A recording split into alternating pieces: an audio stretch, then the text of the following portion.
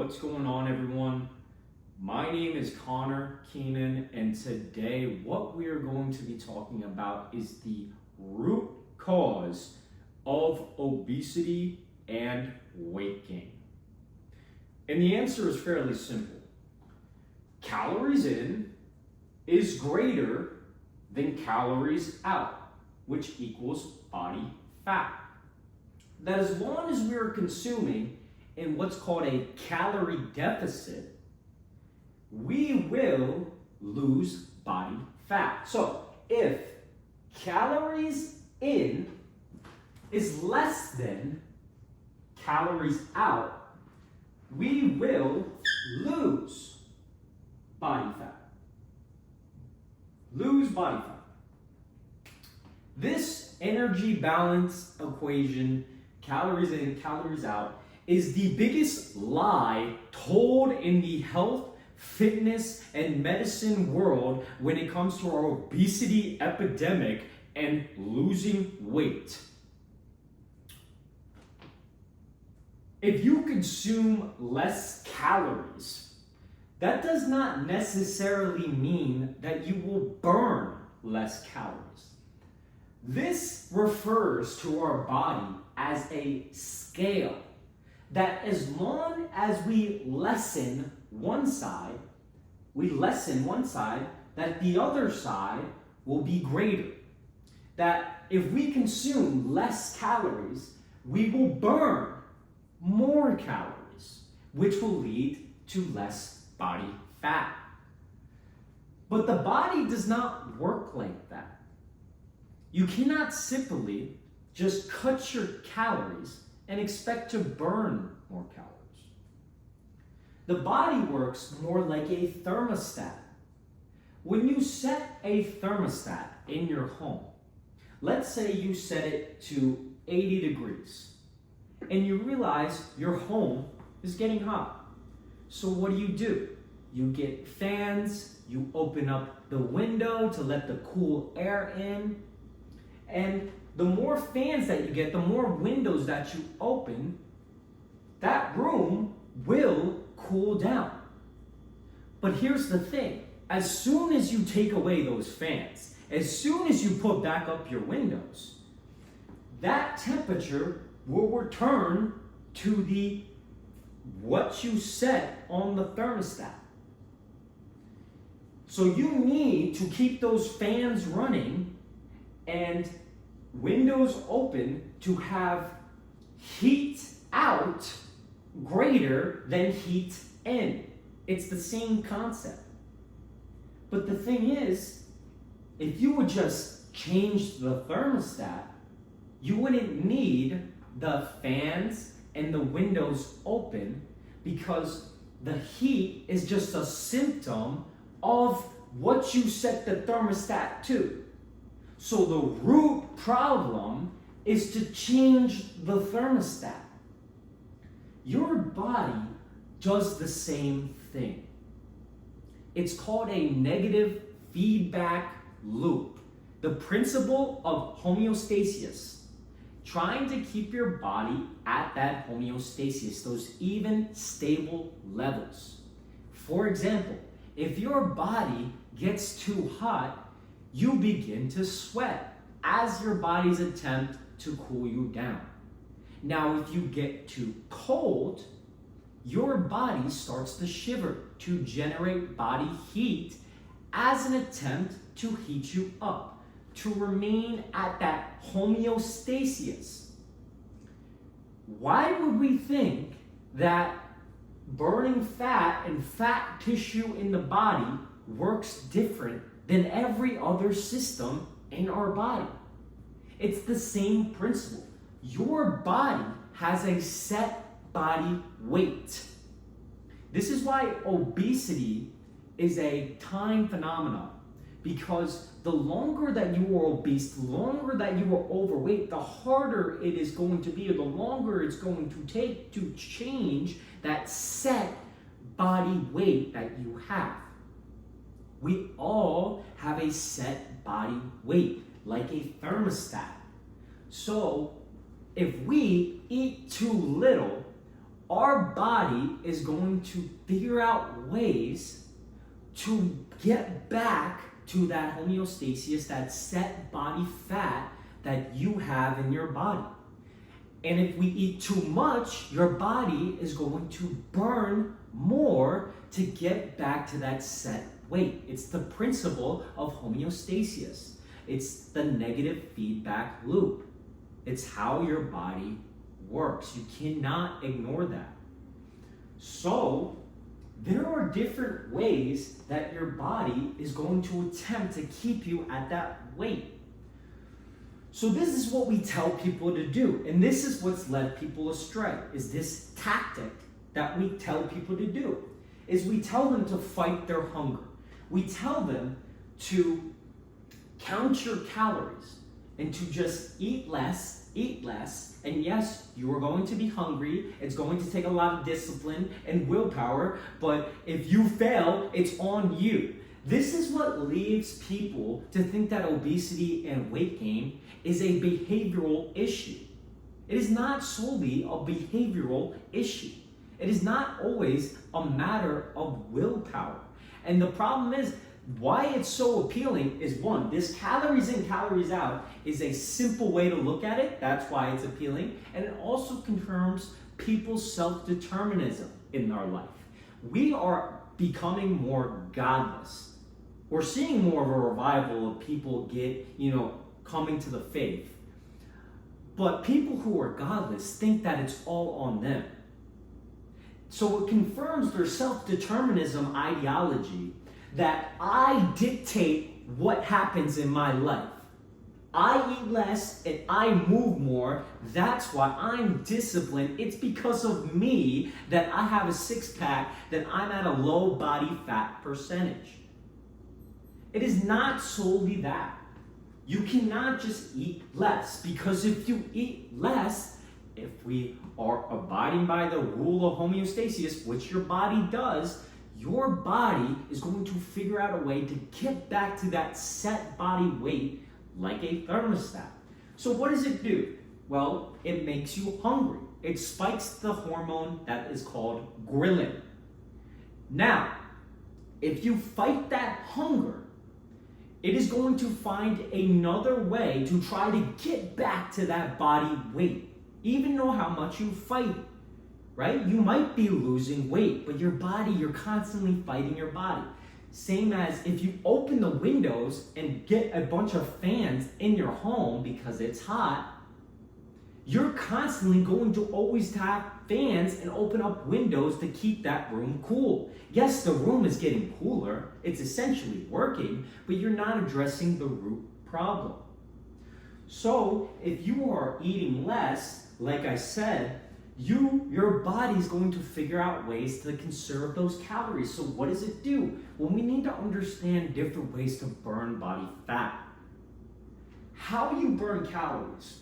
About 5-10% is the thermic effect of food, so digestion. So other macronutrients like protein, it has a larger thermal effect when it's digesting, but it's only like 5-10% of what you actually burn. So that's one.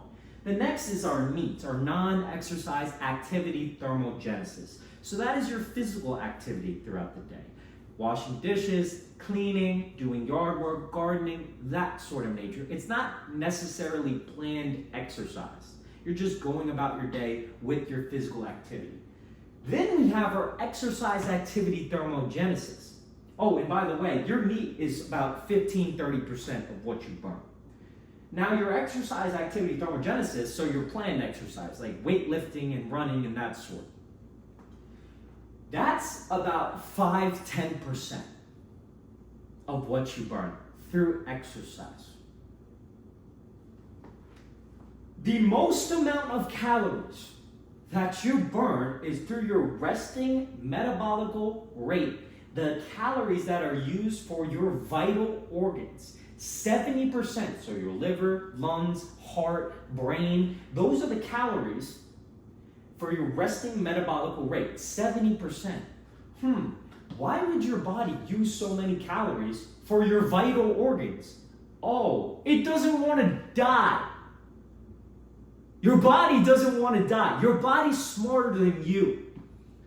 This is, again, we're godless. God designed us perfectly, but we think we're smarter. Your body needs those calories for your vital organs. So what happens though, when you eat less, over time, your body's going to build an adaptability. It's going to realize that it's not getting the amount of calories that it needs. So what does it do? It's going to hold on to more, and it's going to slow down your metabolism because it's conserving calories. If you make less money, why would you spend more money? You probably would save more money if you're making less, if you're smart. Your body's smart. It knows it's not getting enough calories to burn for your resting metabolic rate, for your vital organs. Because if you don't have enough calories for your brain, liver, lungs, heart, you will die. And your body doesn't want to die. That's the whole thing of just counting your calories, and so everything is solely calories. Track your macros, track your calories. This is what has led people astray. This is why in the 1960s, 13% of Americans were obese. Fast forward to today, it is now 40%. 2 out of 5 Americans are living with obesity. It did not become a problem until the 20th century, obesity. Do you know what else happened in the 20th century? We became obsessed with calories. Calories. So what happened? This is where the low fat agenda came from. Because it is 4 grams of calories for protein. 4 grams of calories per gram of carbohydrates. Which macronutrient has the most calories per gram? Fat.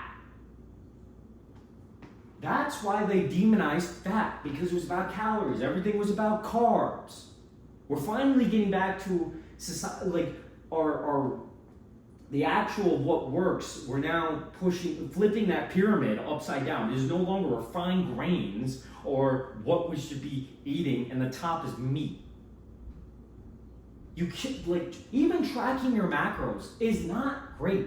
Tracking, logging your food can be good because it keeps you more mindful. But I'm talking about weighing it and counting it. Because what happens, right? Fat and protein kind of go together. Steak, eggs, they all kind of go together, like all your fat and protein, unless you just have chicken.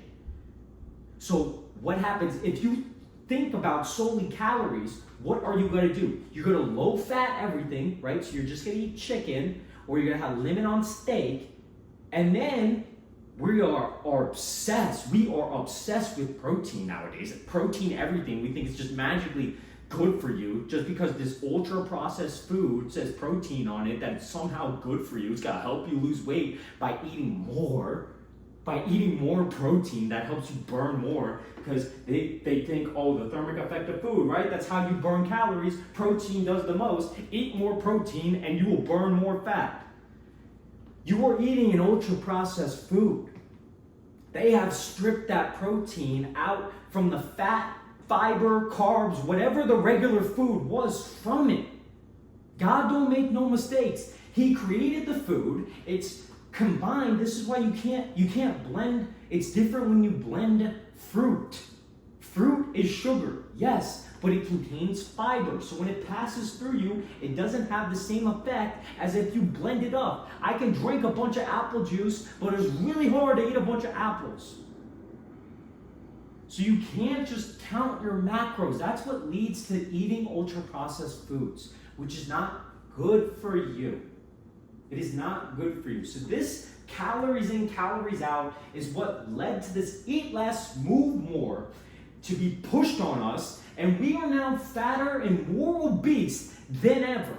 This is what's being pushed by our doctors, physicians, dietitians, nutritionists, politicians, the government, fitness influencers, fitness coaches, fitness enthusiasts. Everybody's talking about calories. Because they look at the problem and they go, oh, they ate too much. They're in a calorie surplus. Just do the opposite. Be in a calorie deficit. It's not that hard, bimbo.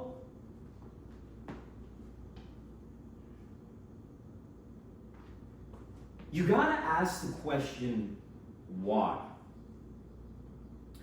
Why are they in a calorie surplus? If I crashed my car and I broke a bone and I'm in the hospital, you come into my hospital room and go, Connor, I know what happened. You crashed your car. That's why you broke a bone. Don't crash your car next time. Have you thought of that? I'm gonna go, dude, first of all, who are you? Second, get out of my room. If you wanted to give me genuine good advice, you would ask the question, why? Why did you crash your car? Well, I was speeding. Okay, now you can go even deeper, right? Why were you speeding? Well, I was late to an appointment that I was waiting months for, and I was running late, so I was speeding. Lost control of the car, hit a tree, and I crashed. Okay, now you identified the problem. You can now give that person good advice. It's a time management problem.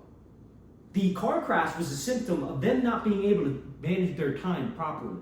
So you could give advice like, make sure, since you knew this appointment months in advance, that you don't have anything else on your schedule that day so you're not rushing and you can leave earlier to be 15, even 30 minutes prior to your appointment, so you're not late. Even look at the route and the time of day you're leaving so you know the traffic. Do you see how that's way better advice than just don't crash your car? Oh, you're an alcoholic. I know your problem. You drink too much. Alcohol in, alcohol out, right? Just drink less alcohol. Over time, just drink in moderation. It's the too much. Can you imagine telling an alcoholic that? Why are you drinking so much? Well, I'm stressed out.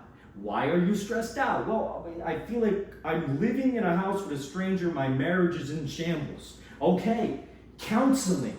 Can we think of tactics that you could talk to your significant other about? Can we put you a part of a community with other alcoholics so you could talk about this problem and feel like you're not alone? Do you see how that's a better answer than just drink less alcohol? You ate too much. Eat less. That is superficial, simpler advice. The answer is always kind of the simplest one. I agree. But it is not a simpler answer. You cannot make stuff simpler than it needs or that it really can be. You cannot do that. So I'm all for being simple, but I'm not for being stupid. Why? Why are you in a calorie surplus? Why do people eat? Because they're hungry. Why are you so hungry? Well, that leads us to the 3 types of hunger. Homeostatic, which is what I was talking about with the thermostat, because it's trying to make your body at that homeostasis, that stable, even levels, getting back to your set body weight. So homeostatic hunger, the physical hunger. Your body's giving you physical cues, like your stomach growling, it's spiking ghrelin to make you hungry, so that you eat for survival. And we will get into why your body is just not eating the fat that's already on you. But first I want to go over the hunger. Hedonic hunger, that's the emotional hunger. You're coping with something. You're stressed out, so you're eating. You are bored, so you're eating. You're coping with an emotion. Conditioned hunger. This is you are being conditioned to eat. So when you're at work and it's lunchtime, you're not eating because you're hungry. You're eating because it's lunchtime. when we sit on the couch, we are being wired throughout our lives to eat. When we sit on the couch, we think we have to have something in front of us. We have to eat. Watch TV, we have to eat. We're on our phones, we have to eat. We're with our friends, we have to eat. We're with our family, we got to eat. Eat, eat, eat. We're being conditioned. You go on your phone, ads for food. You walk outside, fast food chains. You see all this food everywhere, accessible. You are being conditioned. You smell that food, you start to salivate. The Pavlov's dogs, the Russian scientist, he had dogs and he would feed them, and then every time he'd feed them, he'd ring a bell. And then over time, he'd feed them, ring the bell, feed them, ring the bell, and then he took away the food and would just ring the bell, and the dogs would start to salivate. Because they were being conditioned that that bell meant it was time to eat. So that is the 3 types of hunger. So once you understand why they're eating, you can give that person good advice. Are you eating because of your depression? Then you handle the depression. The overeating is a symptom of the depression. They're coping with something. So if you really care about giving people good advice, genuine advice, you need to get to the seed, the root of that, and fix that seed. Because if not, you're just going to fix the symptoms of that problem. And they're just going to keep coming back and back and back. And that's what we do to these people. And then the advice givers are now blaming the advice receivers, blaming the clients, blaming the patients, blaming the victim for your bad advice. Weak leadership. Weak. 3 types of hunger. Going back to the homeostatic hunger. Why is your body physically telling you you're hungry when you have all the fat in the world on your body to eat? Why is it telling you that? The root cause of obesity and weight gain. Here's the answer.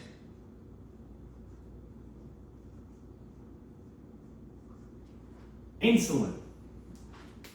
Insulin is a hormone that secretes in your pancreas. It is the weight gain hormone. When insulin levels are high, you store body fat.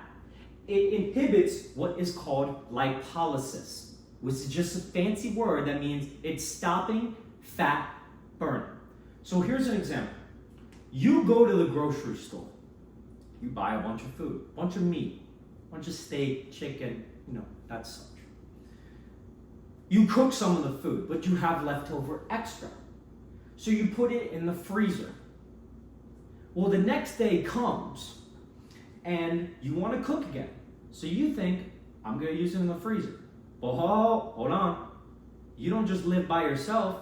Your wife comes up to you and goes, no, you're not going to eat that food. Go back to the store and go get more food. I'm hungry. Go get more food. Because I guess she wears the pants around. She just barks orders at you, okay? You have been so emasculated at this point that she is telling you to go get more food when there's clearly food in the freezer. So you go get more food, right? Because you're a good boy and you listen to her. And you come back with more food. And you're like, honey, I cooked this food, there's still extra. Why, can I put it in the freezer? Yeah, she's like, yeah, sure, put it in the freezer. Next day comes, you're like, can I use the food in the freezer? She's like, no, are you crazy? Go get more food at the store. And you're like, because you're a good boy, you run on over to the store and go get more food. And the freezer over time is getting full, and now you're looking for places to store this food, right? Your food is everywhere. The freezer's gone, right? So now this food is rotting in your house. It stinks. It's literally, you don't even know where to put it. Your wife is insulin. When insulin levels are high, your body stores body fat, and it inhibits lipolysis. It inhibits you, it stops you from going in the freezer and taking that food that is already stored. So the answer isn't simply getting less, because if you bought less food at the store, that doesn't mean you can't get into the freezer. You're still going to cook, and then if you have leftover, it's going back in somewhere in your house if your freezer is full. So obesity is not a caloric imbalance. It's a hormonal imbalance. Obesity is not a caloric imbalance. It is rather a hormonal imbalance. Hormones tell our body what to do. You have hunger hormones, ghrelin, that we talked about, that makes you hungry. Insulin tells your body to store body fat. So in order to eat the fat that is already on you, you need to lower levels of insulin. Because if you don't, you just gotta keep going to the store and coming back to your wife who's telling you you were not allowed to eat the food that you were storing. So you can't eat this food, so it has nowhere to go. So right, you're storing in cabinets, you're storing around your house. So what happened? That's what we're seeing. We're seeing things like non-alcoholic fatty liver. Because the body, the insulin is now taking that extra sugar, making it into fat and storing it in the liver now. It doesn't know where to go. We're seeing fatty muscle. We're not ready for the type 3 diabetes. Is really Alzheimer's. We're not ready that sugar is getting to the eyes, that diabetics need to cut off their feet because there's so much sugar in the body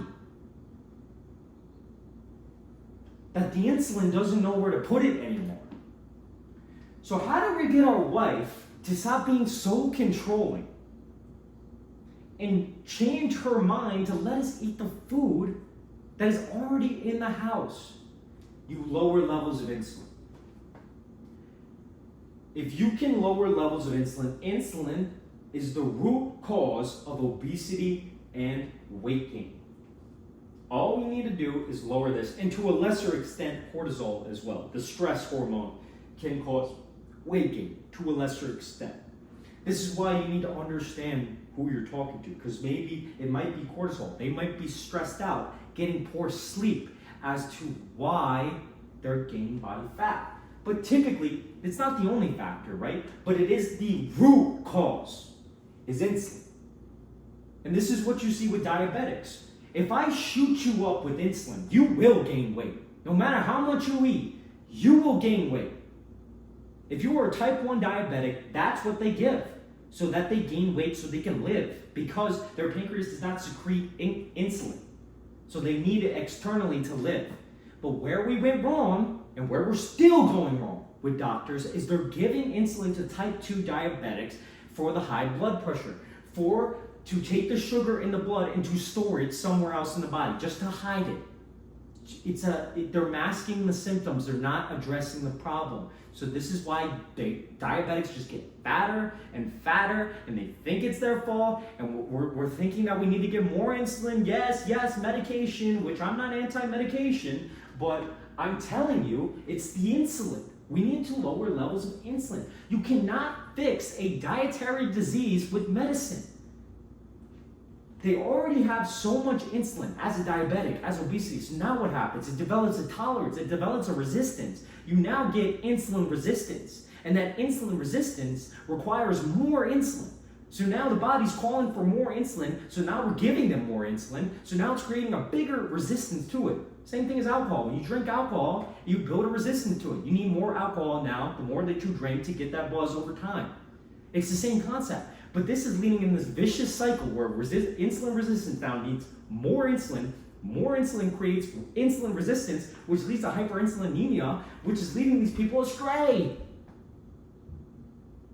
Like I said, 13% in the 1960s were obese. It is now 40% are not just overweight, they are living with obesity. Obesity is the root cause of type 2 diabetes. You are significantly more likely of developing heart disease if you are an obese individual, like coronary artery disease, which is the leading cause of death in America, heart attack, heart failure, stroke, high blood pressure, abnormal cholesterol levels. Obesity is one of the root causes of non-alcoholic fatty liver. 40% of all cancers are linked to obesity. Joint pain, arthritis can be caused by the excessive body fat that you are carrying on you as an obese individual. Obesity can lead to mental health issues like depression and anxiety.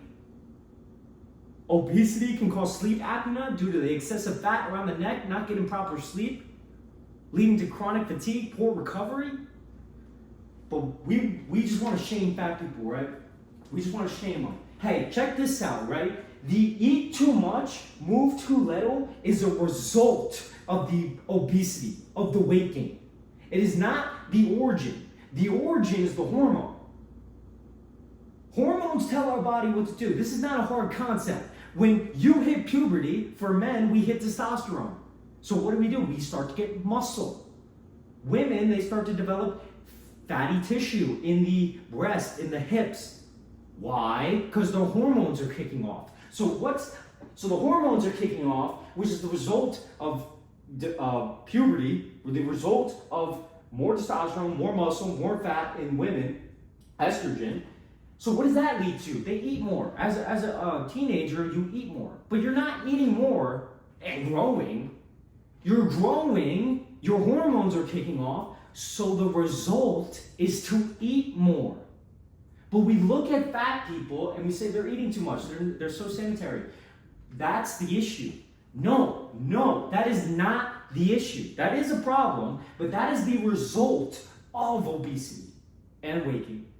The problem, the underlying cause, the etiology, the origins of this disease that we face today, that we're not just facing just obesity.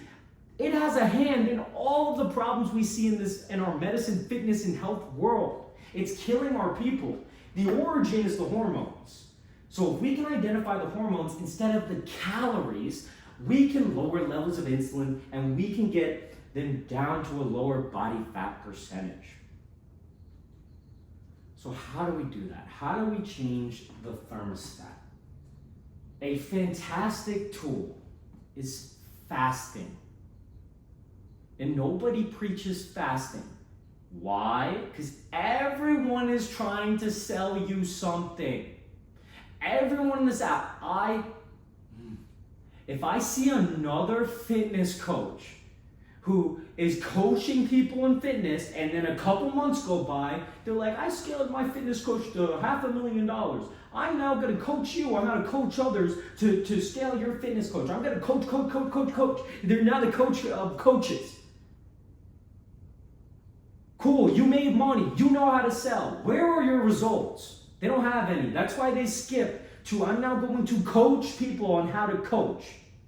Now, I'm not saying counting your calories doesn't work short term, because it does. The Biggest Loser is a big example of this. All those people burned a bunch of body fat and they lost a ton of weight, counting their calories and exercising more, which they needed to do, right? Because counting the calories lowered the metabolism, so they picked the next thing that they can control is their activity, their exercise. So they upped that as much as they could and burned all that body fat, burned all that weight. But what happened? There is no reunions for The Biggest Loser, and that show doesn't air anymore. If that was the solution to the epidemic, again, we're only getting fatter and more obese. If that was the solution, wouldn't that be the answer? Wouldn't that show still be on TV? But it's not, because it don't work. So yeah, you might have helped people in your 6-month, 3-month program lose weight, but I want to see those people 20 years down the line doing the same thing that you're telling them, counting their freaking calories. Talk to any bodybuilder, especially women. They don't like doing it. They say it sucks, because that's not how you can live your life. I work with veterans, some of them overweight. They tell me, I wish I can go back to boot camp and lose this weight. Life is not boot camp. Life is not having 2 minutes to eat each meal, running around all day, being screamed at by another grown man. That's not life. Why would you want to take away the fluidity of your life? That is not what God intended. God did not intend for you to spend more money and more time and have your whole personality be fitness. That is not what God intended. And what God talked about was fasting. Jesus Christ talked about fasting. And the other ones, if you have a different religion, you have a different ideology of it, Muhammad talked about fasting. Gandhi talked about fasting. So if fasting was so bad for you, why are all these religions preaching it? Why are millions and millions of people doing it? You can't eat more and eat more frequently and expect to lose weight. It doesn't matter if you're under your calories. You need periods of fasting. So doing the whole, my maintenance calories is 2,000, I'm going to eat 1,500, I'm going to pace it out throughout the day so I can always eat when I'm kind of hungry. You're playing with your hunger. You can't do that forever. You're lowering your metabolism by doing that. But the fasting has a different hormonal response. And it also gives you the time to live your life. You don't gotta, check this out, right? You don't gotta cook, clean. You don't even need to eat. You need to buy less food through fasting. Now, there are different methods on how to fast, and that's a different kind of video. But really, we need to lower levels of insulin, and every time that you eat, you raise insulin, because your body wants to store the food that you're eating. That makes sense. There are other things that spike insulin. Ultra-processed foods spike your insulin. That rate of absorption, when you have now stripped that food from what it was covered of, the fiber, the carbs, the protein, the fat, you stripped it. It is now higher in the glycemic index, so the rate of absorption, which spikes the insulin. And the more that you spike your insulin, harder and more frequently, now what happens is your insulin at a resting level is now high. Hormones work in pulsatile fashions. They come up, they come down. But if you are constantly going up, up, up, up, eating 6 meals throughout the day, but you're under your calories, right? So it's okay. But you're constantly eating, right? You're constantly eating. You're eating bad ultra-processed foods, spiking it more. Sugar spikes insulin. Artificial sweeteners. I don't care that it says no calories. Then the epidemic would not be here. We would not be getting more fat and obese if Diet Pepsi was the answer. Joke. An absolute joke. But we need to understand that insulin hormones are the root cause of this obesity epidemic that we are seeing. So I hope you got something out of this. I hope you understand the root problem so you can start implementing fasting into your life. Like, doing less is more, people. Less is more. God did not intend you to stress out. He did not intend you to pay millions or thousands of dollars for some personal trainer and have to structure your life so that you constantly are working and working and working. Labor is one of them, but so is leisure and love that God intended you to be. So less is more. And I'm not saying that fasting is easy. This is why people don't want to do it. This is why it's not preached, because I make no money telling you to fast. You get more of your time and money from it. The food industry is the one that preaches these calories. They're the ones that are preaching that calories matter. The food industry wants you to believe that. Your body will eat that fat if you train it to. Starvation mode. This, counting your calories, is how you enter starvation mode, because you wreck your metabolism. But if you fast, I mean, this is an extreme, right? Because the difference between fasting and starvation is choice. You're choosing to fast. Starvation, you're not choosing. World War II prisoners, Holocaust prisoners, do they look like they have fat or even muscle on their body? No, because the body ate the fat that was on it. Now, they starved, right, because they went too extreme. But fasting, like, you're not going to die. You don't need to eat all the time. This is a psyop. This is a lie. A lie. It is not, it's less is more. Less is more. Exercise is not essential when it comes to strictly weight loss. It's great. It has a lot of benefits, bone density, muscle mass. It's fantastic, right? It's a good thing. But if you are significantly overweight, it actually can kind of hurt you. People getting hurt doing box jumps because some personal trainer has a 60-year-old man who's overweight doing box jumps. Are you serious? They're carrying around a 150-pound pack of fat. but we expect them to do basic exercise. That's very hard for them. That's gonna get them hurt.